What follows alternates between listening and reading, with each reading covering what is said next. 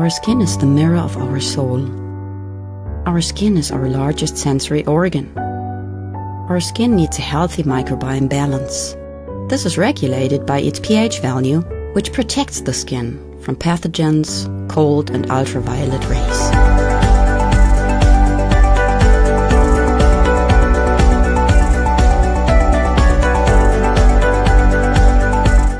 Sebamed protects your skin.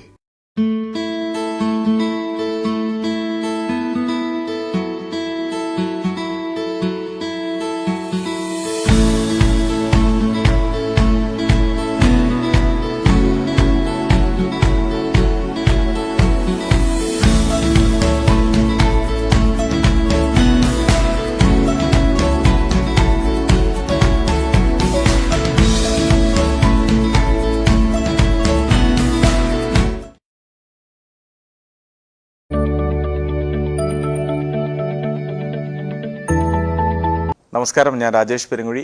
BMC global live megamart big ലവിൻ്റെ ഇന്നത്തെ ഈ പുതിയ അധ്യായത്തിലേക്ക് ഏവർക്കും സ്വാഗതം. ഇന്ന് നമ്മളോടൊപ്പം ഉള്ളത് വളരെ വ്യത്യസ്തമായ ഒരു ഫാമിലിയാണ്. സംഗീതമെന്ന അനുഗ്രഹീത കലയെ നെഞ്ചോട് ചേർത്ത് പിടിച്ച ഒരു സന്തുഷ്ട കുടുംബം, ഒരു കലാ കുടുംബം. Mister George Sebastian and family.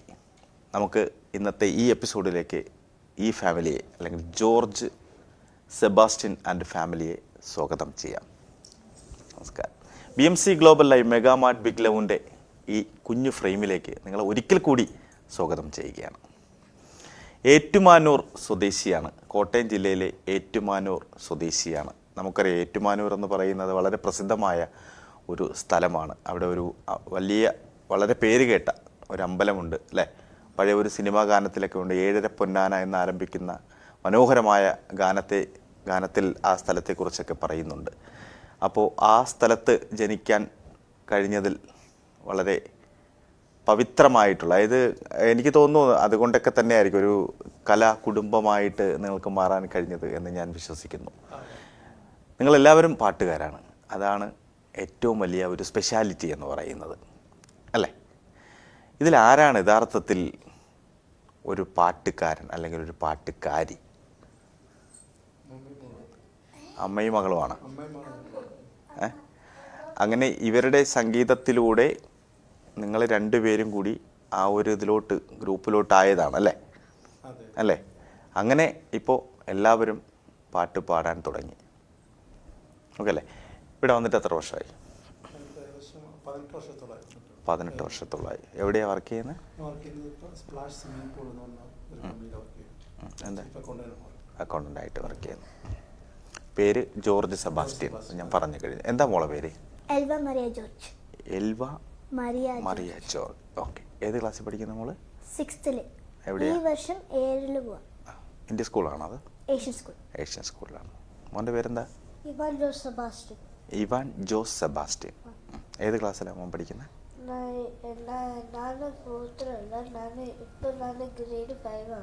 Grade 5 ആണ്. ഓക്കെ. പേര്? ലിൻസി. Full name? ലിൻസിമോൾ ജോസഫ്. അല്ലേ? നല്ലൊരു പാട്ടുകാരിയാണ്. പല വേദികളിലും പാട്ട് പാടുന്നത് കണ്ടിട്ടുണ്ട്. ആൽബം സോങ് ഒക്കെ പാടിയിട്ടുള്ള ആൾ കൂടിയാണ്. അതാണ് നിങ്ങളുടെ ഏറ്റവും വലിയ സ്പെഷ്യാലിറ്റി എന്ന് പറയുന്നത്. 2 ആൽബങ്ങൾ നിങ്ങൾ പുറത്തിറക്കിയിട്ടുണ്ട് അല്ലേ? അതിനെക്കുറിച്ചൊന്ന് പറയാമോ? ശരിക്കും ഈ ആൽബം ഇറക്കിയത് ഞങ്ങളുടെ ഒരു ഫ്രണ്ടുണ്ട്, ഷിജു എന്നാണ് പേര്. അപ്പം ഞാനതിൽ ചെറുതായിട്ടൊക്കെ എഴുതുന്ന പുള്ളിക്കറിയാം. അപ്പോൾ എൻ്റെ എഴുത്ത് ഇങ്ങനെ പുള്ളി കണ്ടപ്പോൾ പറഞ്ഞു എന്തുകൊണ്ട്, അപ്പോൾ ചെറിയ ഷോർട്ടായിട്ടാണ് എഴുതുക. പുള്ളി എന്നോട് ചോദിച്ചു, അപ്പം നിങ്ങൾക്ക് എന്തുകൊണ്ടൊരു കവിതയൊക്കെ എഴുതിക്കൂടാ? അപ്പോൾ ഞാൻ അങ്ങനെ ഒരു ആൽബത്തിനുള്ള രീതിയിലുള്ള ഒരു കവിയിലോട്ട് ഞാൻ ഇതുവരെ അങ്ങനെ ശ്രമിച്ചിട്ടുണ്ടായിരുന്നില്ല. എന്തെങ്കിലും എഴുതി കുറിക്കുന്നല്ലാണ്ട് അതിനൊരു ചിട്ട വെച്ച് വരികളൊക്കെ ഒത്തിണക്കി ഒരു പാട്ട് രൂപത്തിലാക്കാൻ രീതിയിലുള്ളൊന്നും അങ്ങനെയൊന്നും നമ്മൾ ചിന്തിച്ചിട്ടുണ്ടായിരുന്നില്ല. അപ്പോൾ അങ്ങനെ പുള്ളിയൊക്കെ പറഞ്ഞപ്പോൾ ഞാൻ ശ്രമിച്ചു നോക്കി. അങ്ങനെ ഒരു കവിതയായി. അപ്പോൾ പുള്ളി പറഞ്ഞു പുള്ളിയുടെ നാട്ടിൽ ഇങ്ങനെ കമ്പോസ് ചെയ്യുന്ന ഒരാളുണ്ട്, അപ്പോൾ ഇങ്ങനെ ചോദിക്കുന്നുണ്ട്, നമുക്കത് കൊടുത്താലോ എന്ന് ചോദിച്ചു.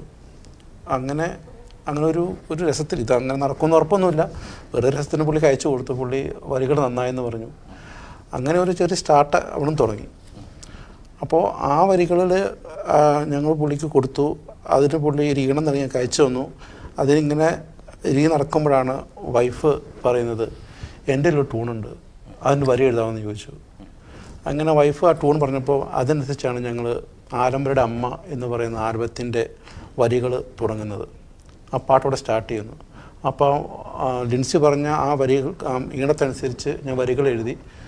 അത് പ്രൊഡ്യൂസർ ഷിജോ, ഞങ്ങൾ പ്രൊഡ്യൂസറാണ് കേട്ടോ, ഞങ്ങൾ ആൽബത്തിൻ്റെ പ്രൊഡ്യൂസറാണ് ഷിജോ. ഷിജോയ്ക്ക് അയച്ചു കൊടുത്തു.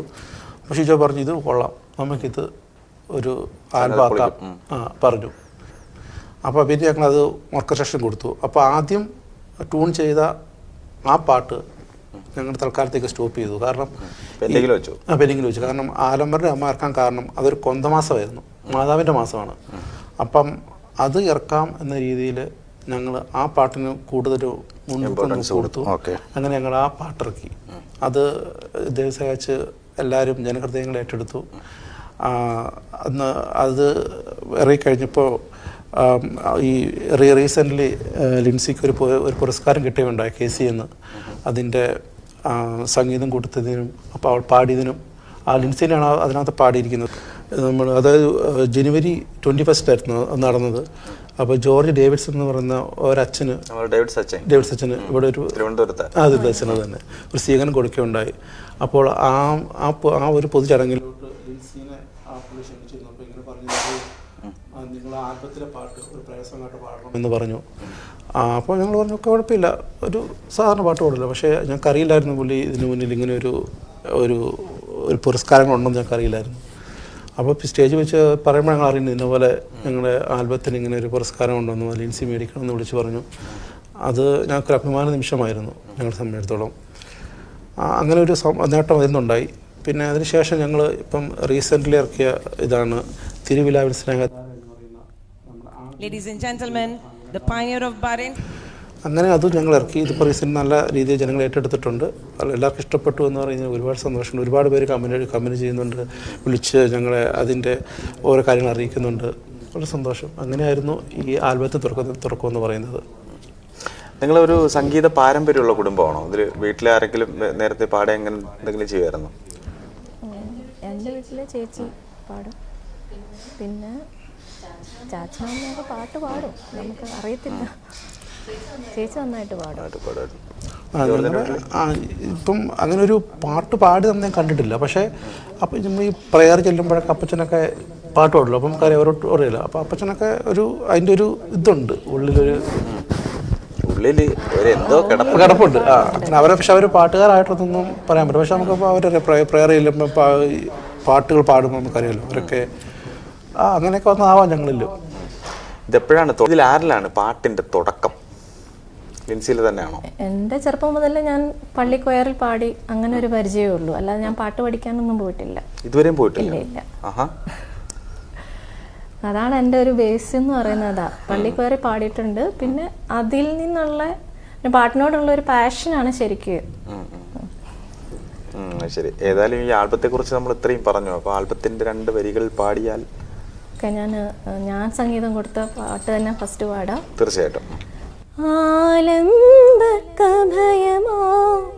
ഈശോ തന്നമ്മേ, ആശ്രിത ഞങ്ങൾ വാഴ്ത്തുന്നു ധന്യേ, ചൊരിയണമേ നിന്നനുഗ്രഹങ്ങൾ, തുണയാകണേ എന്നും വഴി കാട്ടണേ, തുണയാകണേ എന്നും വഴി കാട്ടണേ.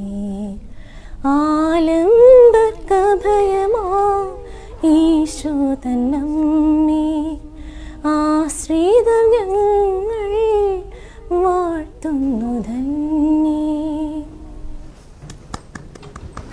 ഒരു ഡിവോഷണൽ സോങ്ങിന് പറ്റിയ വോയിസാണ് ലിൻസിയുടേത്. ഒരു പക്ഷേ അതുകൊണ്ട് തന്നെ ആയിരിക്കും നിങ്ങളുടെ ഈ ആൽബം നന്നായിട്ട് ഒരുപാട് വ്യൂവേഴ്സിനെ കിട്ടി നല്ലൊരു റീച്ചിലെത്തിയത്. അതുകൊണ്ട് തന്നെ ആയിരിക്കും തീർച്ചയായിട്ടും. മോളുടെ ഒരു പാട്ടുകൂടെ നമുക്ക് കേട്ടാലോ? മോള് നല്ലൊരു പാട്ടുകാരിയാണ്, പാട്ട് പഠിക്കുന്ന ആളാണ്. അമ്മ പഠിച്ചിട്ടില്ല അല്ലേ? മോളുടെ ഒരു പാട്ട് നമുക്ക് കേൾക്കാം. ഓക്കെ.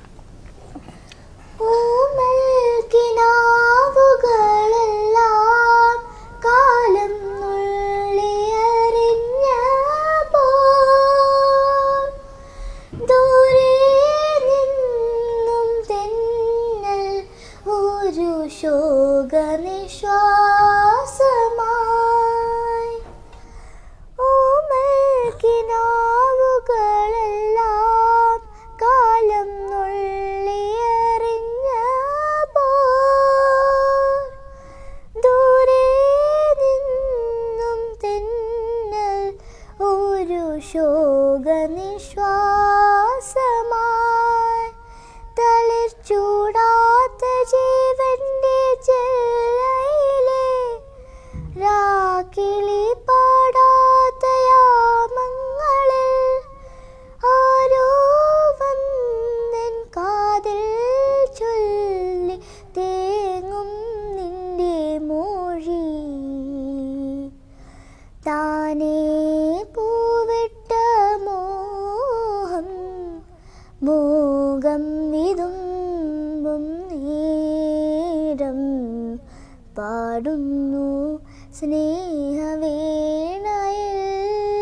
ഒരു സാന്ദ്ര സംഗമഗാനം ശാന്തനുംബരമായി.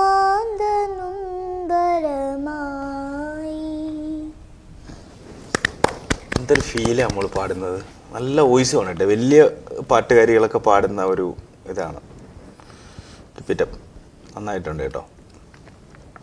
ഈ സംഗീതം എന്ന് പറയുന്നത് അതൊരു പാടാൻ കഴിയുക എന്നുള്ളത് തന്നെ ഒരു ദൈവത്തിൻ്റെ അനുഗ്രഹം. അപ്പോൾ ഒരു വീട്ടിലുള്ള എല്ലാവരും പാടുക എന്ന് പറഞ്ഞാൽ അതൊരു ദൈവത്തിൻ്റെ തീർച്ചയായിട്ടും അനുഗ്രഹമുള്ള ഫാമിലി തന്നെയാണ് അല്ലേ? നമുക്ക് ഈ മനസ്സിനൊക്കെ വിഷമം ഉണ്ടാവുന്ന സമയത്ത് പാട്ട് എന്ന് പറയുന്നത് ഒരു നല്ല റിലീഫാണ് അല്ലേ? വെറുതെ ഇങ്ങനെ ഇരിക്കുന്ന സമയത്ത് ഇപ്പോൾ നിങ്ങളിൽ ആർക്കെങ്കിലും ഒരു വിഷമം വരുമ്പം കൂടെ ഇരിക്കുന്ന ആർക്കെങ്കിലും ജസ്റ്റ് ഒരു പാട്ട് അത് പാടുമ്പോൾ അത് കേൾക്കുമ്പോൾ ഉണ്ടാകുന്ന മനസ്സിന് കിട്ടുന്ന റിലീഫ് അതൊന്ന് വേറെ തന്നെയാണ്. എന്തായാലും നിങ്ങളൊരു ദൈവത്തിൻ്റെ അനുഗ്രഹം കിട്ടിയ ഒരു ഫാമിലി തന്നെയാണ്. അതിൽ ബെഹ്റിൻ്റെ പാട്ട് വേദികളിലൊക്കെ ഒരുപാട് പ്രോഗ്രാം ചെയ്യാനുള്ള പാട്ട് പാടാനുള്ള അവസരം കിട്ടിയിട്ടുണ്ടോ? ഞാനിപ്പോൾ KCL ജോയിൻ ചെയ്തതിന് ശേഷം KCL തന്നെ കുറേ വേദികൾ കിട്ടി. പിന്നെ ഇപ്പോൾ റീസെൻ്റ്ലി ജനുവരി തൊട്ട് സിത്താറിൽ ജോയിൻ ചെയ്തു. ടീം സിത്താർ. അവിടെ ഇപ്പം ഒരു 3-4 സ്റ്റേജ് പെർഫോം ചെയ്തു. എന്താണ് പ്രൊഫഷൻ ഇവിടെ? ഞാൻ നേഴ്സാണ് ഹോസ്പിറ്റലിൽ. എത്ര വർഷമായി ഇപ്പോൾ അവിടെ ജോലി? 11ാമത്തെ വർഷം. അല്ല, ഈ ജോബിനിടയിലൊക്കെ ഈ പാട്ട് പാടാനുള്ള അത് ഞാൻ നേരത്തെ പറഞ്ഞ അത് തന്നെയാണ് എൻ്റെ ഒരു പാഷനായിരുന്നു. ഇപ്പം ഈ ആൽബം ഇപ്പം ഇറങ്ങിയില്ലെങ്കിലും ഞങ്ങൾ എന്തെങ്കിലും ഒരിക്കൽ ഒരു ആൽബം ഒരു റെക്കോർഡ് ചെയ്യണം എന്നുള്ളത് എൻ്റെ വലിയൊരു ആഗ്രഹമായിരുന്നു. എൻ്റെ വോയിസിൽ തന്നെ ഒരു പാട്ട് വരണം എന്നുള്ളത്. അപ്പോൾ അതിന് നിമിത്തമായത് ഷിജോ എന്ന് പറയുന്ന ഞങ്ങളുടെ ഫാമിലി ഫ്രണ്ടാണ്. അപ്പോൾ ആളിങ്ങനെ പറഞ്ഞപ്പോൾ പിന്നെ അത് ഇച്ചിരി നേരത്തെ ആയി എന്നുള്ളതാണ്. ഞങ്ങൾക്ക് അങ്ങനെ ഒരു പ്ലാൻ ഉണ്ടായിരുന്നു, എന്തെങ്കിലും ഒരിക്കൽ നമ്മുടെ ഒരു സോങ് ഇറങ്ങണം, അങ്ങനെ ഒരു ആഗ്രഹം ഉണ്ടായിരുന്നു. ഞാൻ എപ്പോഴും പറയാം, എൻ്റെ ഒരു വലിയ ആഗ്രഹമായിരുന്നു ഒരു പാട്ട് റെക്കോർഡ് ചെയ്യണം. സ്റ്റുഡിയോയിൽ പോയി അതങ്ങനെ കടത്തില്ല. പക്ഷെ അത് സ്റ്റുഡിയോ തന്നെ ബിസിനസ്മാനാണ്. പുള്ളി ഇങ്ങനെ ഞങ്ങളെ പുഷ് ചെയ്തു ഇതിനു വേണ്ടി. ആളാണ് ഞങ്ങളെ അത്രയും പുറകിൽ നിന്ന് തള്ളി തന്നത്, സപ്പോർട്ട് ചെയ്തത്. അതുകൊണ്ടാണ് അത് ഇത്രയും വേഗം ഇറങ്ങിയത്. അല്ലെങ്കിൽ ഭാവിയിൽ എന്തെങ്കിലും ഇങ്ങനെ ഒരു സംഭവം നടന്നേനെ. അത് കുറച്ച് വേഗത്തിലായി. അതുകൊണ്ട് കുറച്ച് ആളുകൾ നമ്മളെ അറിഞ്ഞു തുടങ്ങി. ഇപ്പം ആളുകൾക്ക് നമ്മളെ കുറച്ചുകൂടെ 2 ആൽബം ഇറങ്ങിയത് കൊണ്ട് കുറച്ചുകൂടെ ആളുകൾ നമ്മളെ അറിഞ്ഞു. തീർച്ചയായിട്ടും നമ്മൾ ഫേസ്ബുക്കിലൊക്കെ ഈ പാട്ട് പാടുന്ന ഫാമിലി, അത് ഫാമിലിയുള്ള എല്ലാവരും കൂടി ഒരുമിച്ചിരുന്ന് പാടുന്ന കുറേ ഫാമിലീസിനെ നമ്മൾ കണ്ടിട്ടുണ്ട്. അപ്പോൾ അത് ഇപ്പം നിങ്ങൾക്കൊരു യൂട്യൂബ് ചാനലോ അങ്ങനെ എന്തെങ്കിലുമൊക്കെ ഉണ്ടെങ്കിൽ കൂടുതൽ വ്യൂവേഴ്സിനെ കിട്ടാൻ വേണ്ടി കൂടുതൽ ആൾക്കാർ ഫാമിലീസിൻ്റെ റീൽസും അതൊക്കെ കാണാൻ വേണ്ടിയിട്ടാണ് കൂടുതൽ ഇൻട്രസ്റ്റ് കാണിക്കുന്നത്. ഇത് അതാകുമ്പോഴത്തേക്കും ഒരു സ്റ്റാൻഡേർഡ് ഉണ്ടാവും അവരത്. പിന്നെ കുട്ടികളുടെ ആ ഒരു കൊഞ്ചലും അതൊക്കെ കേൾക്കാനും കാണാനും ഒക്കെ ആഗ്രഹിക്കുന്നവരാണ് കൂടുതൽ പ്രേക്ഷകരെന്ന് പറയുന്നത്. ഇതല്ലാതെ വേറെ എന്തെങ്കിലും ആക്ടിവിറ്റി ഉണ്ടോ? അതിനുള്ള സമയമില്ലല്ലേ? ജോലിയും പാട്ടും എല്ലാം കഴിഞ്ഞിട്ട് പിന്നെ ഒന്നിനും സമയമില്ല. വീട്ടുകാര്യങ്ങളൊക്കെ വരുമ്പോഴത്തേക്ക് പിന്നെ ഞങ്ങൾ ഇൻട്രസ്റ്റഡ് ആണ്. ആൾക്ക് കുറച്ചും കൂടെ ഈ പറഞ്ഞ പോലെ അഭിനയിക്കാനൊക്കെ താല്പര്യമുള്ള. ഓ ശരി. ഇതിനു മുമ്പ് ഏതെങ്കിലും അഭിനയിച്ചിട്ടുണ്ട്. KCL കഴിഞ്ഞ വർഷം സർഗോത്സവം ഉണ്ടായിരുന്നു. അപ്പോൾ ആ സമയത്ത് സിനിമ സ്പൂപ്പ് റൗണ്ട് എന്നും പറഞ്ഞൊരു അതിൽ സെക്കൻഡ് പ്രൈസ് ഉണ്ടായിരുന്നു ഫാമിലി റൗണ്ടിൽ. ആൾക്ക് അതിനോടാണ് നാടകം അങ്ങനെയുള്ള കാര്യങ്ങളിലൊക്കെ കുറച്ച് വയസ്സിലൊക്കെ ആ സമയത്ത് നാടകത്തിലൊക്കെ അഭിനയിക്കുമായിരുന്നു. അതിൻ്റെ ഒരു ഇപ്പോഴും ഉള്ളിൽ കിടപ്പുണ്ട്, അവർക്ക് ഇൻട്രസ്റ്റ് ഇപ്പോഴും ഉണ്ട്. പിന്നെ എഴുതുന്നതിൻ്റെ ആ ഒരു എഴുത്തിനെ കുറിച്ച് ഞാൻ ചോദിച്ചില്ലായിരുന്നു. പാട്ടിനോടൊപ്പം തന്നെ നന്നായിട്ട് എഴുതുന്ന കഥയും കവിതയും ഒക്കെ എഴുതുന്ന ഒരാൾ കൂടിയാണ്. എവിടെയെങ്കിലും എടുത്ത് പ്രസിദ്ധീകരിച്ചിട്ടുണ്ടോ? അതായത് നമ്മൾ ശരിക്കും പറഞ്ഞാൽ എൻ്റെ ഒരു സാഹിത്യരചനകൾ തുടങ്ങുന്നത് ഈ കോളേജ് കാലത്താണ്. അപ്പോൾ അന്നത്തെ കോളേജ് മാഗസിനിൽ ഒരു കവിത വന്നിരുന്നു. അതിനുശേഷം നമ്മളൊരു നല്ലൊരു ഗ്യാപ്പ് വന്നു.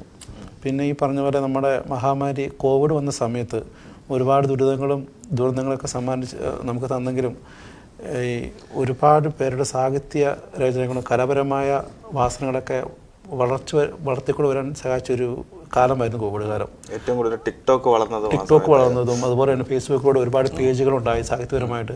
അതിലൊരുപാട് പേരുകൾ അവരുടെ രചനകളിൽ പോസ്റ്റ് ചെയ്തു. അതിന് മത്സരങ്ങളുണ്ടായി, അതിൽ വിജയികളായി. അങ്ങനെ ഒരു സമയത്താണ് ഞാൻ പിന്നെ രണ്ടാമതും എൻ്റെ ഈ രചനകൾ വീണ്ടും ഞാൻ എഴുതി തുടങ്ങുന്നത്. അത് അവിടുന്ന് പിന്നെ നമ്മൾ പല മത്സരങ്ങളിൽ അത് ഈ ഫേസ്ബുക്ക് ആകുമ്പോൾ ഒരുപാട് പേജുകളുണ്ടാവും, അവിടെ മത്സരങ്ങളുണ്ടാവും. അതിലൊക്കെ ഞാൻ ഒരുപാട് പങ്കെടുത്തിട്ടുണ്ട്, കുറേയൊക്കെ വിജയിച്ചിട്ടുണ്ട്. അങ്ങനെ വന്ന സമയത്ത് എനിക്കൊരു കുറേ കഥകളൊക്കെ എഴുതി കഴിഞ്ഞു. അതിനുശേഷം നമ്മൾ ഇപ്പോൾ ഈ നെറോ മാഗസിനിൽ ഞാനൊരു കഥ കൊടുത്തിട്ടുണ്ടായിരുന്നു, അത് വന്നിട്ടുണ്ടായിരുന്നു. പിന്നെ അതിനുശേഷം ഇപ്പം എൻ്റെ ഇതിൻ്റെ ഒരു ഭാഗമായിട്ട് തന്നെ ഞാൻ എഴുതി വെച്ചിരുന്ന ഒരു സിനിമയുടെ തിരക്കഥ അത് പൂർത്തിയായി എൻ്റെ ഇരിപ്പുണ്ടത്. പിന്നെ സാഹചര്യങ്ങളൊക്കെ വരുവാണെങ്കിൽ എന്തെങ്കിലും ഒരു പ്രൊഡ്യൂസറും ഒരു സംവിധാനം കിട്ടുവാണെങ്കിൽ സിനിമയാക്കാൻ പ്ലാനിൽ റെഡിയായിട്ടൊരു സാധനം നമ്മുടെ ഇരിപ്പുണ്ട്. ഫ്യൂച്ചർ പ്ലാനാണ് നമ്മുടെ. അതെ അത് ഇരിക്കണം.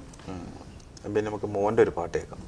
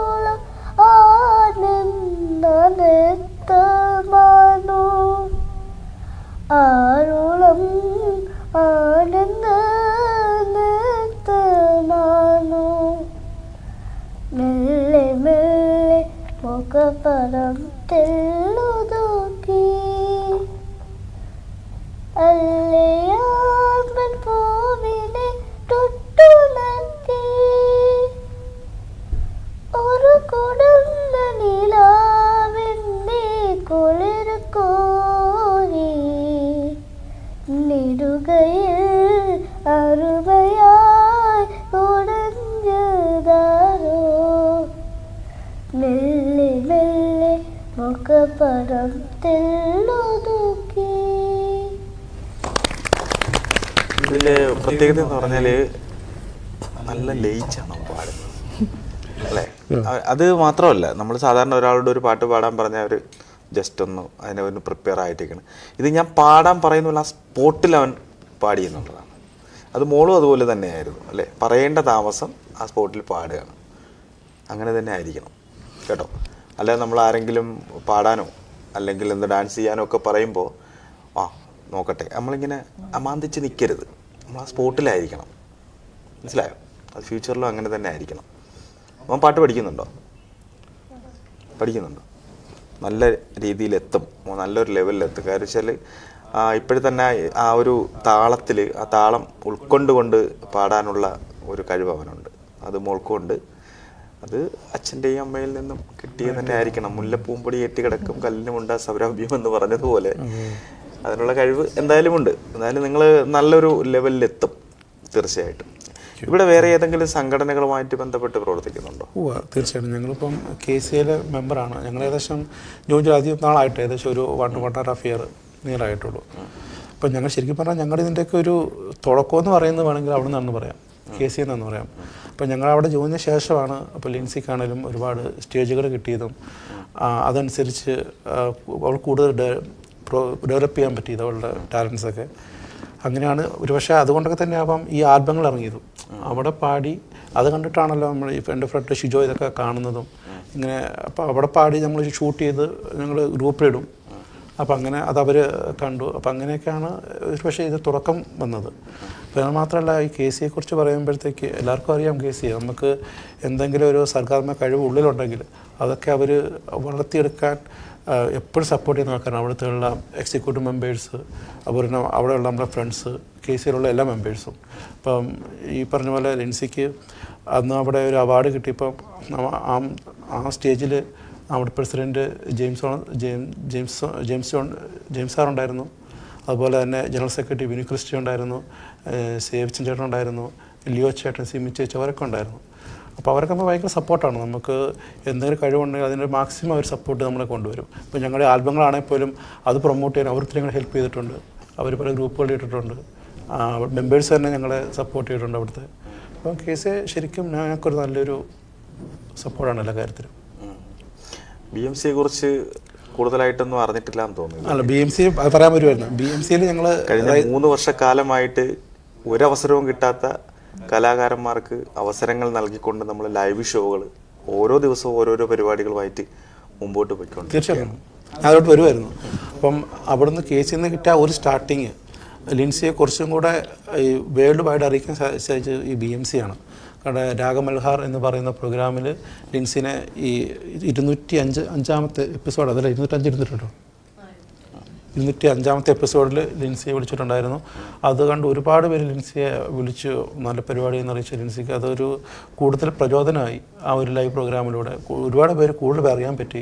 അത് BMC ഒരു പ്രത്യേകം നന്ദി പറയുന്നു. പിന്നെ ഫ്രാൻസിസ് ചേട്ടൻ, അതുപോലെ പിന്നെ അതിൻ്റെ വിനയേട്ടൻ ഒക്കെ പ്രത്യേകം നന്ദി പറയുന്നു. പിന്നെ അതുപോലെ തന്നെ ഇതിലോട്ട് നമ്മൾ ടീം സിത്താർ ടീമും ഞങ്ങളെ നല്ല സപ്പോർട്ട് ചെയ്യുന്നുണ്ട്. അവർക്കും പ്രത്യേകം നന്ദി പറയുന്നു. നമ്മളിവിടുന്ന് ചെയ്യുന്ന ലൈവ് പ്രോഗ്രാമുകളിൽ നമ്മൾ ഇവിടെ ഭയങ്കര പ്രൊഫഷണലായിട്ടുള്ള ആൾക്കാരല്ല ഇവിടെ കൊണ്ടുവന്ന് പ്രോഗ്രാം ചെയ്യിപ്പിച്ചിട്ടുള്ള. പ്രോഗ്രാം ചെയ്യാൻ, പാട്ട് പാടാനായാലും ഡാൻസ് കളിക്കാനായാലും താല്പര്യമുള്ളവർക്ക് അവസരങ്ങൾ നൽകിയിട്ട് ഇവിടെ വന്ന് പിന്നെ ആ ഒരു ഇൻട്രസ്റ്റ് കൊണ്ടും അതുപോലെ തന്നെ ആ ഒരു പബ്ലിസിറ്റിയൊക്കെ കൊണ്ട് ഈ ഒരു വേദിയിൽ നിന്നും ധന്യമായി നല്ല കലാകാരന്മാരായിട്ട് മാറിയ ചരിത്രമാണുള്ളത്. ഒരുപാട് കലാകാരന്മാർ ഈ വേദിയിൽ വന്ന് പ്രോഗ്രാം ചെയ്തിട്ട് പോയിട്ടുണ്ട്. അത് ഞങ്ങളൊക്കെ, ഞാനിപ്പോൾ 2-3 വർഷക്കാലമായിട്ട് BMC ആയിട്ട് ബന്ധപ്പെട്ട് പ്രവർത്തിക്കുന്നു. പക്ഷേ കലാകാരന്മാർക്ക് ഏറ്റവും കൂടുതൽ വളരാൻ പറ്റിയിട്ടുള്ള ഒരു സ്ഥാപനമാണ് BMC. ഒപ്പം ബെഹ്റിനും അതുപോലെ തന്നെയാണ്. ഞങ്ങളതിന് അനുഭവസ്ഥരാണ് തീർച്ചയായിട്ടും. അപ്പോൾ ഏതായാലും നിങ്ങൾ 4 പേരും പാട്ടുകാരാണല്ലോ. ഇനി സർ ജോർജിൻ്റെ ഒരു പാട്ട് നമുക്ക് കേൾക്കാം. കരളിൽ വിളങ്ങി നിൽപ്പൂ ഒരു സൂര്യകാരുണ്യം സായാഹ്നമായി താലോലമായി. കരളിൽ വിളങ്ങി നിൽപ്പൂ ഒരു സൂര്യകാരുണ്യം സായാഹ്നമായി താലോലമായി. ഈ സ്നേഹസന്ധ്യയിൽ ജീവൻ്റെ കൂട്ടിലൻ താരിളം കിളികളെ ചേക്കേറുമോ. മുത്തുമണിത്തൂവൽ തരാ അല്ലിത്തളിരാട തരാ. മുത്തുമണിത്തൂവൽ തരാ അല്ലിത്തളിരാട തരാ. നറുപ്പൂവിതളിൽ മധുരം പകരാൻ ചെറുപൂങ്കാറ്റായി മെല്ലെ താരാട്ടാൻ എൻ കനവിലൊതുങ്ങും കണ്ണീർ കുരുവികളേ. അടിപൊളി അല്ലേ? എങ്ങനെയുണ്ടായിരുന്നു പാട്ട്? മോനോടാ ചോദിച്ചു എങ്ങനെയുണ്ടായിരുന്നു? നീ ആള് കൊള്ളാലടാ. നിന്റെ പാട്ട് മാത്രം കൊള്ളാന്ന് പറഞ്ഞാൽ മതിയോ? നിന്റെ അച്ഛൻ പാടിയ പാട്ട് നന്നായിട്ട് പറയണ്ടേ? കൊള്ളാല്ലേ? കൊള്ളായിരുന്നു, നന്നായിരുന്നു. പിന്നെ നിങ്ങളുടെ വിവാഹമൊക്കെ എപ്പോഴായിരുന്നു? അത് മുഖത്തോട്ട് വന്നോ? നാണം വന്നോ? ഞങ്ങൾ 2011 ലവ് മാരേജ് ആയിരുന്നു. അല്ല അല്ല പിന്നെന്താ കല്യാണത്തെ കുറിച്ച് ചോദിച്ചപ്പോഴത്തേക്ക് വർഷവും ഡേറ്റും കറക്റ്റായിട്ട് ഓർമ്മയില്ല. അത് സംഭവം അങ്ങോട്ട് നമ്പറാണ് കേട്ടോ. ഇത് പുള്ളിക്കാരന് ഓർമ്മയില്ല. അത് അങ്ങോട്ട് നോക്കിയിട്ട് ഒരു അഡ്ജസ്റ്റ്മെന്റിലാണ്. എല്ലാവരും ചോദിക്കാറുണ്ട്, കാരണം ഞങ്ങൾ അടുത്ത സ്ഥലക്കാരാണ്. പക്ഷെ അല്ല, അറേഞ്ച്ഡ് മാരേജ് തന്നെയാണ്. പുള്ളിക്കാരന് ഏറ്റവും ഇഷ്ടപ്പെട്ട പാട്ട് ഏതാണ്? ലിൻസി പാടുന്നതിൽ ഞാൻ പാടുന്നതിൽ രാപ്പാടി തന്നെ ഇഷ്ടമാണ്. ചിത്ര ചേച്ചിയുടെ ഓൾമോസ്റ്റ് ഞാൻ പാടിയ പാട്ടുകളൊക്കെ ആൾക്ക് ഇഷ്ടമാണ്. അങ്ങനെയാണെങ്കിൽ പുള്ളിക്ക് വേണ്ടിയിട്ട് ചിത്ര ചേച്ചി പാടിയ ഒരു പാട്ട് നമുക്ക് ഇപ്പം അങ്ങ് ഡെഡിക്കേറ്റ് ചെയ്താൽ എന്നാ പാടിക്കും.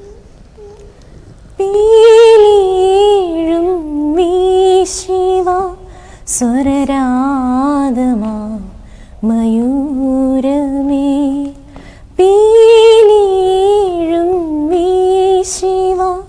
സ്വരരാഗമാ മയൂരമേ ആയിരം വരവർണ്ണങ്ങൾ ആയിരം വരവർണ്ണങ്ങൾ പാടുമീ ഋതുസന്ധ്യയിൽ പീലീഴും വീശിവ സ്വരരാഗമാ മയൂരമേ.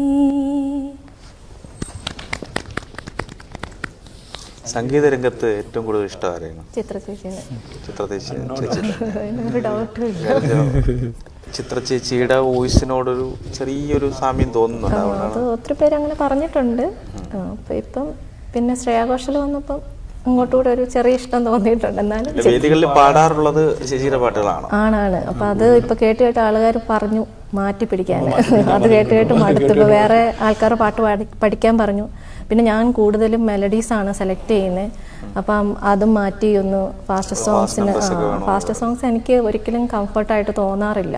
അപ്പം സിത്താറിൽ ജോയിൻ ചെയ്തപ്പം അവർ പറഞ്ഞു പറ്റത്തില്ല, ഫാസ്റ്റ് പാടിയേ പറ്റത്തുള്ളൂ. അപ്പം അതിനൊരു കോൺഫിഡൻസ് കുറവാണ് ഇപ്പോഴും. അങ്ങനെ ഏതെങ്കിലും ഒരു പാട്ട് പഠിച്ചോ?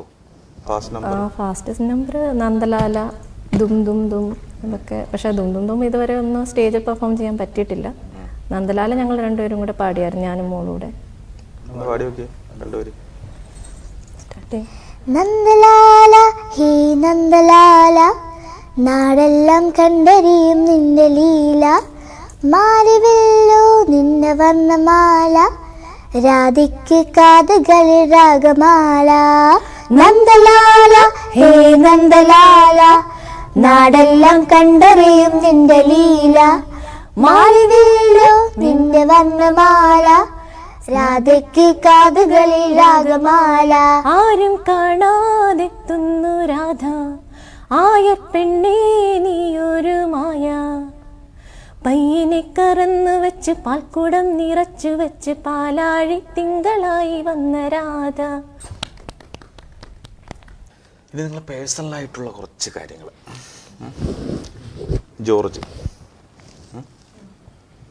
ജോർജ് ഒരു ഹസ്ബൻഡ് എന്നുള്ള നിലയിൽ എങ്ങനെ വിലയിരുത്തുന്നു? ആള് ഒരുപാട് സപ്പോർട്ടീവാണ്. അതായത് എൻ്റെ ഒരു മ്യൂസിക്കിൻ്റെ ജേർണിയിൽ ആളുടെ ഒരു വലിയ പങ്കുണ്ട്, ഒരു 99%. ഇപ്പോൾ സാധാരണ എനിക്ക് തോന്നുന്നില്ല എല്ലാ ഹസ്ബൻഡുമാരും അങ്ങനെ ചെയ്യുമെന്ന്.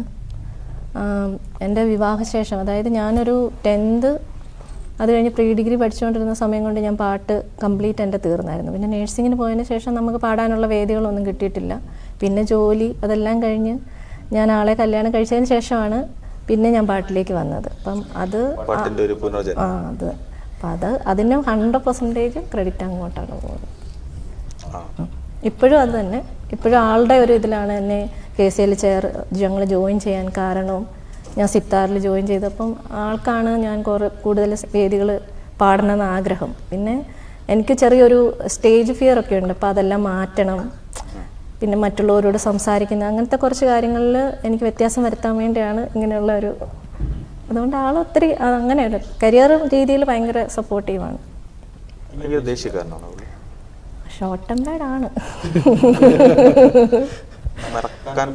അങ്ങനെ ഇല്ല. ആള് ദേഷ്യപ്പെട്ടാലും അപ്പം തന്നെ തണുക്കും, നമ്മൾ മിണ്ടാതിരുന്നാൽ മതി. ദേഷ്യപ്പെട്ടാലും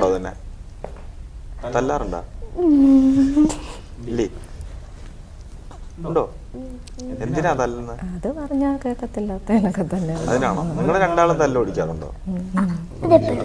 എന്തിനാ തല്ലോടിക്കുന്നത്? ഇതിലാരാ ആദ്യം തല്ലുണ്ടാക്കുന്നത്?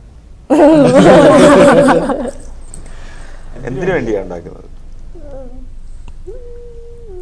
ഫുഡിന്റെ കാര്യത്തിന് എന്തെങ്കിലും ആണോ? അതിനൊന്നുമല്ല. പിന്നെ വേറെ എന്തിനാണ് പറ. അങ്ങനെയൊന്നുമില്ല. നിങ്ങളെങ്ങനെ പാട്ടൊക്കെ പ്രാക്ടീസ് ചെയ്യുന്നത് എങ്ങനെ? രണ്ടാളും കൂടെ ഒരുമിച്ചിരുന്നാണോ? ഇല്ല, ക്ലാസ്സിൽ മാത്രം. മ്യൂസിക് ക്ലാസ്സിൽ നമ്മൾ പാട്ട് പഠിക്കാറ്. ഏതെങ്കിലും പ്രോഗ്രാമൊക്കെ ഉണ്ടെങ്കിൽ നമ്മൾ വീട്ടിൽ എന്നാൽ ഒരുമിച്ചല്ല, ഞങ്ങൾ പാട്ട് പഠിക്കും. എന്നിട്ട് നമുക്ക് TV നിന്ന് ഇങ്ങനെ പാട്ട് പഠിക്കും. അങ്ങനെ ശരി. രണ്ടാളും കൂടി ഇരിക്കില്ല, ശരിയാവൂലേ? മോളെ അഭിനയിക്കുവോ? മുഖത്ത് ഒരുപാട് ഭാവങ്ങളൊക്കെ. ഞാൻ ചോദിച്ച ഓരോ ചോദ്യത്തിനും ഓരോരോ ഭാവങ്ങളാണ്. ജഗതി ശ്രീകുമാറിന്റെ മുഖത്ത് വന്ന 9 ഭാവങ്ങളും മാറി മാറി വന്നു. നവരസങ്ങളൊക്കെ വന്നു. ഞാൻ വെറുതെ ട്രൈ ചെയ്യിപ്പിക്കാറുണ്ട് അഭിനയിക്കാനൊക്കെ, പക്ഷെ മടിയാണ്. യൂട്യൂബ് ചാനലൊക്കെ ഉണ്ടോ? അങ്ങനെയൊന്നുമില്ല. ഇല്ല, അങ്ങനെ ഒരു ചാനലൊക്കെ തുടങ്ങാം. എന്നിട്ട് നിങ്ങൾ പാട്ടെല്ലാം പാടി അതിനകത്ത് ഇട്ടോ. പിന്നെ വേറെ എന്തൊക്കെയുണ്ട്? മീൻസ് ചിത്രം വരയ്ക്കുകയോ? വരയ്ക്കാൻ പഠിക്കാൻ പോകുന്നുണ്ടോ? അതോ സ്കൂളിലേക്ക് നിർത്തിയോ? എങ്ങനത്തെ ടൈപ്പ് പടങ്ങളാണ് വരയ്ക്കുന്നത്? കാരണം ഏതെങ്കിലും ചിത്രങ്ങൾ നോക്കി വരയ്ക്കുന്നതാണോ അതോ മനസ്സിലൊരു ഇമാജിനേഷൻ? മനസ്സിലും പിന്നെ ഫോണിൽ എന്താ പറയുന്നത് അതൊക്കെ ഡ്രോ ചെയ്യും. അതിന്റെ ബേസിക് കിട്ടിയിട്ടുണ്ടോ ഡ്രോ ചെയ്യാൻ? ബേസിക് ഒക്കെ പഠിച്ചു. അതൊരു ഐഡിയ ഉണ്ട്. എങ്ങനത്തെ ചിത്രങ്ങളാണ് വരയ്ക്കുന്നത് സാധാരണ? പൂക്കള്, പിന്നെ ഇങ്ങനെ ഫുഡ് ഐറ്റംസ്, അങ്ങനെ പൂക്കളൊക്കെ അങ്ങനെയൊക്കെ ഇങ്ങനെ ഉണ്ടാക്കാറ്. കളർ ഷെയ്ഡിങ് ഒക്കെ പക്കാണോ? കണ്ട ഒറിജിനാലിറ്റി തോന്നുന്നു? അത്രയില്ല. വരച്ച ചിത്രങ്ങളെ കയ്യിലുണ്ടോ? ഇപ്പൊന്നുമില്ല. നമ്മുടെ പ്രേക്ഷകരെ കാണിക്കാൻ പറ്റിയ ഏതെങ്കിലും ചിത്രങ്ങളുണ്ടോ? ഞാൻ കൊണ്ടുവന്നിട്ടൊന്നുമില്ല. നമുക്ക് സെറ്റാക്കാം. പിന്നെ സ്കൂളിൽ നിങ്ങൾ രണ്ടാളും നല്ല പാടുന്നവരാണല്ലോ. സ്കൂളിൽ ആരാധകരൊക്കെ ഉണ്ടോ? ഫാൻസ് ഒക്കെ ഉണ്ടോന്ന്? ഫാൻസ് ഉണ്ടോ നിങ്ങൾക്ക്? അല്ല, എങ്കിലും പറയാറ്, കുട്ടികളൊക്കെ പറയാറുണ്ടോ മോളെ പാട്ട് നന്നായിരുന്നു? അതൊക്കെ പറയാറുണ്ട്. ഇവര് ആൽബത്തില് പാടിയത് മോളെ അതിന്റെ കോറസായിട്ട് പാടിയിട്ടുണ്ടായിരുന്നു ഫസ്റ്റ് ആൽബത്തിനകത്ത്. അപ്പോൾ ആ ആൽബത്തിൽ ഇവരെ ടീച്ചർ കണ്ടിട്ട് ഇവിടെ വിളിച്ച് പറഞ്ഞു, നീ ആൽബത്തിൽ പാടിയിട്ടുണ്ടല്ലേ, അതൊരു പാട്ട് പാടാൻ പറഞ്ഞു. അങ്ങനെയൊക്കെ ക്ലാസ് പഠിപ്പിച്ചിട്ടുണ്ട്. അതിനകത്ത് നിങ്ങൾ അഭിനയിച്ചിട്ടുണ്ട്? എല്ലാവരും അഭിനയിച്ചിട്ടുണ്ടോ ആൽബത്തിനകത്ത്? ഞങ്ങളുടെ ഫാമിലിയും പ്രൊഡ്യൂസറിന്റെ ഫാമിലി ഫുള്ള് അതിലുണ്ടായിരുന്നു. ഓ ശരി. അഭിനയിക്കാനുള്ളൊരു ഭാഗ്യവും കിട്ടിയിട്ടുണ്ടോ അല്ലേ? പിന്നെ നമ്മളിനിയിപ്പോൾ ഇൻ്റർവ്യൂ പുറത്ത് വരുമ്പോഴത്തേക്ക് നിങ്ങൾ കൂടുതൽ പബ്ലിസിറ്റിയിലോട്ട് പോവാണ്. നിങ്ങൾ പാട്ടുകാരാണെന്നുള്ളത് എല്ലാവരും അറിയാൻ പോവാണ് അല്ലേ? ഇനി ഒരുപാട് അവസരങ്ങളൊക്കെ കിട്ടും പാട്ട് പാടാൻ വേണ്ടിയിട്ട്. ഹാപ്പിയാണല്ലോ. ഇനിയിപ്പോൾ ഇൻ്റർവ്യൂ കഴിയുമ്പോഴത്തേക്ക് സ്കൂളിലൊക്കെ നിങ്ങൾക്ക് ഫാൻസൊക്കെ ഉണ്ടാവും? ഉണ്ടാവൂടാ? ഏല്ലേ നോക്കിയോ, വീഡിയോ കണ്ടിട്ടാണോ നീ കൊള്ളാറുണ്ടോ? നിന്നെ ഇൻ്റർവ്യൂ ഒക്കെ കണ്ടല്ലോ, അടിപൊളിയായിരുന്നല്ലോ, നല്ല പാട്ടായിരുന്നല്ലോ എന്നൊക്കെ പറയും. നമുക്ക് കാണാമല്ലോ. അപ്പോൾ 4 പേരും കൂടി ചേർന്ന് പാട്ടൊക്കെ പാടാറുണ്ടോ? അങ്ങനെ എന്തെങ്കിലും പാടിയിട്ടുണ്ടോ? അത് ഞങ്ങൾ മിക്കവാറും പ്രയർ സോങ് ഒക്കെ അങ്ങനെ പാടാൻ ഞങ്ങൾ ശ്രമിക്കാറുണ്ട്. അല്ലാതെ ഒരു നമ്മൾ അങ്ങനെ എന്താ പറയുക, നമുക്കൊരു ഞങ്ങളിങ്ങനെ ഒരു പ്ലാൻ ചെയ്തായിരുന്നു. വാലന്റൈൻസ് ഡേയുടെ ഒരു പ്രോഗ്രാം ഉണ്ടായിരുന്നെങ്കിൽ അന്നൊരിക്കലും ഞങ്ങൾക്ക് ഒരു 4 പേർ കൂടെ ഒരുമിച്ച് ഒരു പാട്ട് പാടണമെന്ന് ആഗ്രഹം ഉണ്ടായിരുന്നു. പക്ഷെ അത് ക്യാൻസൽ ചെയ്തല്ലേ. അങ്ങനെ ഒരു പ്രോഗ്രാം ഉണ്ടായിരുന്നു. ഒരു പാട്ട് പാടാൻ പറ്റും, 4 അക്കം കൂടെ ചേർന്നുകൊണ്ട് 2 വരി. ഉരുകി ഉരുകി തീർന്നിടാ ഒരു മെഴുകുതിരി പോലാൻ എൻ്റെ ഉള്ളിൽ നീ വരാനായി കാത്തിരിപ്പൂ ഞാൻ. ഉരുകി ഉരുകി തീർന്നിടാ ഒരു മെഴുകുതിരി പോലാൻ എൻ്റെ ഉള്ളിൽ നീ വരാനായി കാത്തിരിപ്പൂ ഞാൻ. ആത്മനാഥായിൻ മനസ്സത്തിൻ വാതിൽ തുറന്നിടുന്നു. സ്നേഹനാദാരത്തിൻ സക്രാരിൽ നീ വന്നു വാഴണമേ. ഓസിയാൻ ഇന്നു നീ ഉള്ളിലണയും നേരം ഇന്നു ഞാൻ നന്ദിയാൽ നൽകിടേണം ദൈവമേ. നിന്നിലൊന്നലിഞ്ഞിടുവാൻ നിന്നിലൊന്നായി തീരുവാൻ കൊതിയെനിക്കുണ്ട് ആത്മനാഥനേ. ഉരുകി ഉരുകി തീർന്നിടാം ഒരു മെഴുകുതിരി പോലാൻ എൻ്റെ ഉള്ളിൽ നീ വരാനായി കാത്തിരിപ്പൂ ഞാൻ. തകർന്നു കേട്ടോ. ഒരു വല്ലാത്ത ഫീല് ഉണ്ടായിരുന്നു. അതായത് ഈ ഡിവോഷണൽ സോങ് അത് ഒന്നിലധികം പേരിരുന്ന് പാടുമ്പോഴത്തേക്ക് നമ്മൾ പള്ളിയിലൊക്കെ പോയിരുന്ന് കേൾക്കുമ്പോൾ അത് വല്ലാത്തൊരു ഫീലാണ്. നമ്മൾ പെട്ടെന്നൊരു ഭക്തിമാർഗത്തിലൂടെ ഇങ്ങനെ സഞ്ചരിച്ചു കൊണ്ടേ പോകും. കണ്ണടച്ചിരുന്ന് കേട്ട് കഴിഞ്ഞാൽ അത് വല്ലാത്തൊരു ഭക്തി നമ്മുടെ മനസ്സിലിങ്ങനെ കടന്നു വരുന്ന പാട്ടുകളാണ്. ഒരുപാട് സന്തോഷം.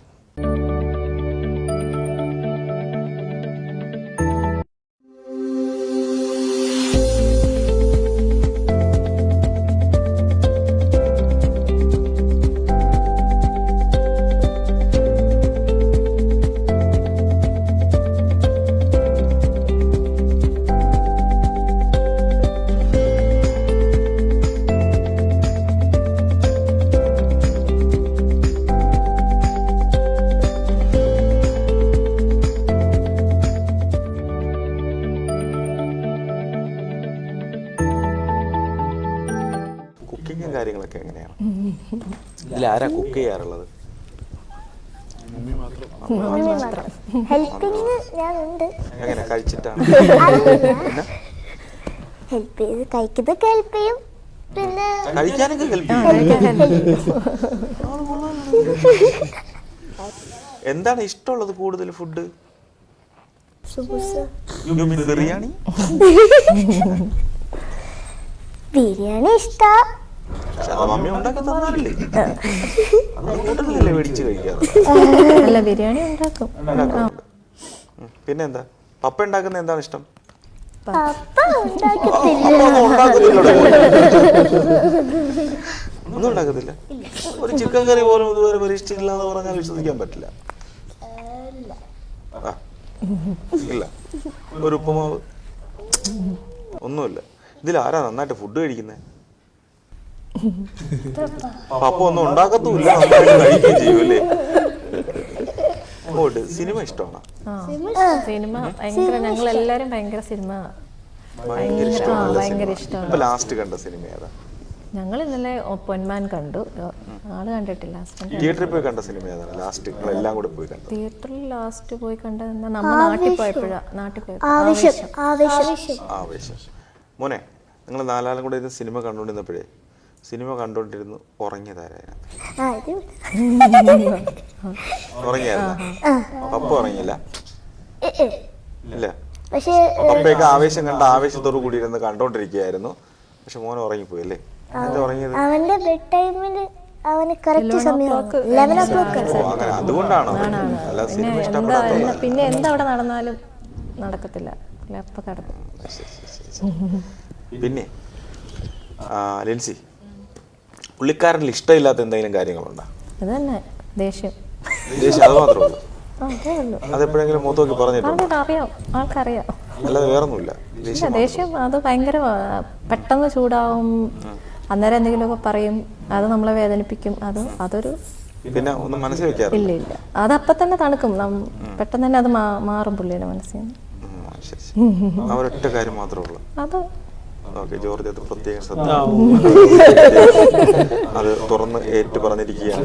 പ്രേക്ഷകർക്ക് മുമ്പിൽ ക്യാരക്ടർ ഒന്ന് മാറ്റി പിടിക്കാം. ഇനി തിരിച്ച് അങ്ങോട്ട് ചോദിച്ചു കഴിഞ്ഞാൽ അങ്ങനെയല്ല, പെർഫെക്റ്റ് എന്നൊന്നും പറയാൻ പറ്റത്തില്ല. അല്ല, പുള്ളിക്കാർക്ക് ദേഷ്യപ്പെടാറില്ല? ദേഷ്യപ്പെടുകയൊക്കെ ചെയ്യും. പക്ഷെ അതൊന്നും അങ്ങനെ ഒരു വലിയ പ്രശ്നത്തിലേക്ക് പോകുന്ന കാര്യങ്ങളൊന്നുമില്ല. അച്ഛനമ്മ വഴക്കുണ്ടാക്കാറുണ്ടോ? ഇത് തന്നെ പണിയപ്പോ വീട്ടിൽ ആരെ അടി ഉണ്ടാക്കുന്ന ആദ്യം? മാറിയടാ. ഇത് പപ്പേരെ മമ്മേരെ കാര്യമാണ് ചോദിച്ചത്. മമ്മയാ തന്നെ എപ്പോഴും ഇല്ല. ആഴ്ചയിൽ 7 ദിവസമൊക്കെ ബാക്കിയുള്ള ദിവസം മമ്മ ഉണ്ടാക്കുക, അങ്ങനെയല്ലേ? അല്ലേ? ഇതിൽ ആരാ അപ്പൊ പിണക്കം മാറ്റുന്നത് ആദ്യം? തല്ലുണ്ടാക്കുന്നതും പിണക്കം മാറ്റുന്നതൊക്കെ മമ്മിയാണല്ലേ? ഇടയ്ക്കൊക്കെ ചെയ്യാറുണ്ട്. അതൊക്കെ ഒരു വീടാകുമ്പോഴത്തേക്ക് ഫാമിലിയിൽ ഉള്ള കാര്യങ്ങൾ തന്നെയാണ്. കുട്ടികളുടെ ഇടയിൽ അങ്ങോട്ടും അങ്ങോട്ടും തല്ലു പിടിക്കുന്നതൊക്കെ സ്വാഭാവികമായിട്ടുള്ള കാര്യങ്ങളാണ്. അതൊന്നും വലിയ സംഭവങ്ങളൊന്നും അല്ല കേട്ടാ. ഇപ്പൊ മനസ്സിലായടാ നിനക്ക്? നീ ഹാപ്പിയാണോ? ഈ ഇന്റർവ്യൂവിൽ വിളിച്ചപ്പോഴത്തേക്കേ എന്തെങ്കിലും നീ പ്രതീക്ഷിച്ചായിരുന്നോ? എന്താ സംഭവം? അങ്ങനെ എന്തെങ്കിലും ഐഡിയ ഉണ്ടായിരുന്നോ? ഒരു ഐഡിയ ഇല്ല, വെറുതെ അന്നങ്ങിരുന്നു. താങ്കൾ എന്തായാലും ചോദിച്ചാൽ മറുപടി പറഞ്ഞു, അല്ല വേറൊന്നുമില്ല. മോളെന്തെങ്കിലും പ്രതീക്ഷിച്ചിരുന്നോ? ഒന്നും പ്രതീക്ഷിച്ചിരുന്നു. ഇപ്പൊ എന്ത് തോന്നുന്നു? ഒന്നും തോന്നുന്നില്ല. ഇത്രയും സമയം അങ്കിളുമായിട്ട് ഇവിടെ സംസാരിച്ചോണ്ടിരുന്നില്ലേ? ഇതിപ്പം ടി വിയിലൊക്കെ കാണിക്കും, അപ്പോഴും സന്തോഷം ഉണ്ടാവും. പക്ഷെ ഇപ്പൊ എന്ത് തോന്നുന്നു ഇത്രയും സമയം സംസാരിച്ചപ്പോ?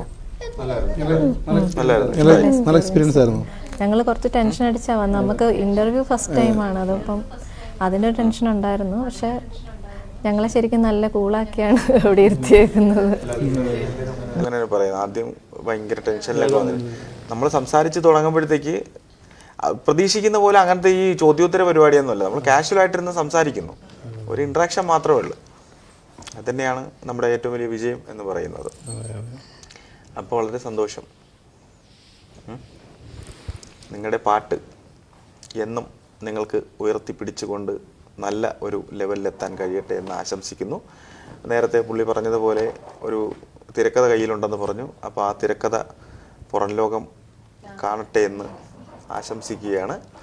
അങ്ങനെ അല്ലാതെ ഈ പാട്ടുമായിട്ട് ബന്ധപ്പെട്ട് എന്തെങ്കിലും ഫ്യൂച്ചർ പ്ലാൻ മീൻസ് എന്തെങ്കിലും ഐഡിയ ഉണ്ടോ? ഡ്രീം പ്രൊജക്റ്റ് എന്തെങ്കിലും? പ്രൊജക്റ്റ് എന്ന് പറഞ്ഞാൽ നമ്മുടെ അതല്ലാതെ ഇനി ഒരു ആരെങ്കിലും ഒന്ന് വിളിച്ച് പാടിച്ചാലും അത് അങ്ങനെ പാടണം എന്നൊരു ആഗ്രഹമുണ്ട്. നമ്മളല്ലാതെ വേറൊരാൾ നമ്മളെ വിളിച്ച് പാടിപ്പിക്കുമോ അങ്ങനെ മിക്കവാറും ഈ ഇന്റർവ്യൂ കഴിയുമ്പോഴത്തേക്ക് ഒരു പക്ഷേ നിങ്ങൾക്ക് പാടാനുള്ളൊരു അവസരം. ബഹറിലൊക്കെ ഒരുപാട് ആൽബങ്ങളൊക്കെ ചെയ്യുന്ന ആൾക്കാരുണ്ട്, ഷോർട്ട് ഫിലിം ചെയ്യുന്നവരൊക്കെ ഉണ്ട്. ഞങ്ങളുടെ ഒരു ലളിതഗാനം പണിപ്പുരയിലാണ്. അത് ഞാൻ വരികൾ ഞാൻ എഴുതിയേക്കണേ. ടൂൺ നമ്മുടെ ഒരു ഫണ്ട് ചെയ്യുന്നുണ്ട്. അത് ലിൻസിയെ കൊണ്ട് പാടിക്കാൻ വേണ്ടിയാണ് വെച്ചിരിക്കുന്നത്. ഇനിയിപ്പം ചേഞ്ചസ് ആവാം അപ്പോൾ വേണേലും. തീർച്ചയായിട്ടും. അപ്പോൾ നമുക്ക് ലിൻസിയുടെ ഒരു പാട്ട് കൂടി കേട്ടുകൊണ്ട്, അല്ലെങ്കിൽ നിങ്ങൾ അമ്മയും മകളും കൂടി പാടി ഒരു പാട്ട് കൂടി കേട്ടുകൊണ്ട് നമുക്ക് ഇന്നത്തെ ഈ എപ്പിസോഡ് ഇവിടെ അവസാനിപ്പിക്കാം. कभी शाम ढले तो मेरे दिल में आ जाना, कभी चांद खिले तो मेरे दिल में आ जाना, कभी शाम ढले तो मेरे दिल में आ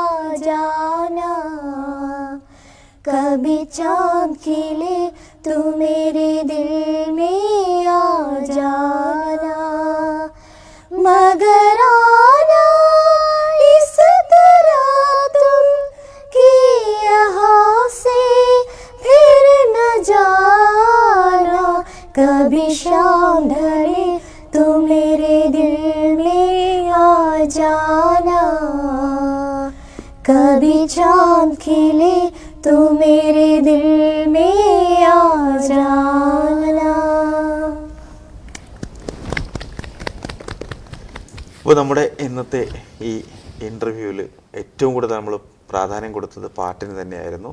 കാരണം നിങ്ങൾ ഒരു പാട്ട് കുടുംബമാണ്. ഒരുപാട് സന്തോഷം BMC global live megamart big ലവിൻ്റെ ഈ കുഞ്ഞു ഫ്രെയിമിൽ വന്ന് കുറച്ച് സമയം നമ്മളുമായിട്ട് ചിലവഴിച്ചത്. Thank you so much. BMC global live megamart big ലവിൻ്റെ ഇന്നത്തെ ഈ മനോഹരമായ എപ്പിസോഡ് ഇവിടെ പൂർണ്ണമാവുകയാണ്. അടുത്ത ആഴ്ച മറ്റൊരു ഫാമിലിയുമായി കാണുന്നവരേക്കും ഞാൻ Rajesh Perunguzhi, signing off. Good night.